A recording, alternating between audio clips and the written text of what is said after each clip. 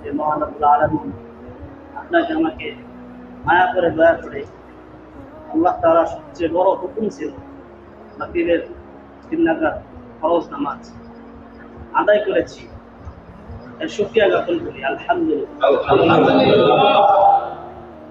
সূরা ইব্রাহিমের 7 নম্বর আয়াতে আল্লাহ তাআলা বলেন, লা ইন শাকারতুম লা আযীদান্নাকুম ওয়া লা ইন কাফারতুম ইন্না আযাবি লাশাদীদ। যে বান্দারা আমার নিয়ামত দিয়ে শুকরিয়া আদায় করে আমি আমার নিয়ামত আরো বাড়িয়ে দিই। যারা শুকরিয়া করে না তাদের জন্য কঠিন বড় আযাব প্রস্তুত হইতেছে। এর জন্য সকল সর্বদা আল্লাহ তাআলা নিয়ামত ভোগ করবে এবং শুকরিয়া করবে। শুকরিয়া আমি সবসময় করব। এই শুকরিয়া আমি যখন ক্ষতিগ্রস্ত থাকবো, যখন আমি কোনো বিপদে পড়বো তখনও শুকরিয়া করবো, যখন আমি ভালো থাকবো তখনও শুকরিয়া করবো, যখন আমি আর্থিক অবস্থায় খারাপ আছি তখনও শুকরিয়া করবো, যখন অঢাল সম্পত্তির মালিক হয়ে যাবেন তখনও শুকরিয়া করবো। আল্লাহ তাআলা আপনাকে আমাকে যা কিছুর জিম্মাদার দেওয়ার, যেটা আমি পাইতে ছিলাম না, যেটা আমি পেয়েছি, এই জন্য শুকরিয়া করবো। প্রত্যেকটা সেক্টরে আমরা শুকরিয়া করব যে আল্লাহ তাআলাই আমাকে এই স্থানে বসাইছে।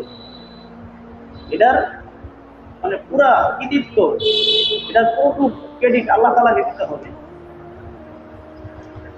সূরা নামলে আছে, সূরা নামলের 15 নম্বর আয়াত আল্লাহ তাআলা বলেন, ওয়ালাকাদ আতাইনা দাউদা ওয়া সুলাইমানা ইলমা, যে আমি দাউদ ও সুলাইমানকে ইলম দান করেছি। ওয়াকাল আলহামদুলিল্লাযী ফাদ্দালানা আলা কাসীরিন মিনাল মুমিনিন। তারা শুকরিয়া করত, তারা উভয়জন শুকরিয়া করত যে আল্লাহ আমাদেরকে যা দিয়েছে অনেক দিয়েছে এবং বহু মুমিনদের উপরে আমাদেরকে কি শ্রেষ্ঠত্ব দিয়েছে না? তারা ইনসানদের উপরে রাজত্ব চালাইত এবং কি অনেক পশু প্রাণীর উপরে রাজত্ব চালাইত।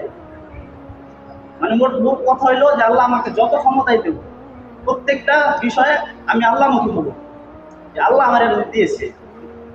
এটা হইলো শুকরিয়ার বিষয়। প্রত্যেকটা সেক্টরে আমরা শুকরিয়া করব। আল্লাহ তাআলা শুকরিয়া বেশি থেকে বেশি করার তৌফিক দান করুন আল্লাহ তাআলা। আমিন।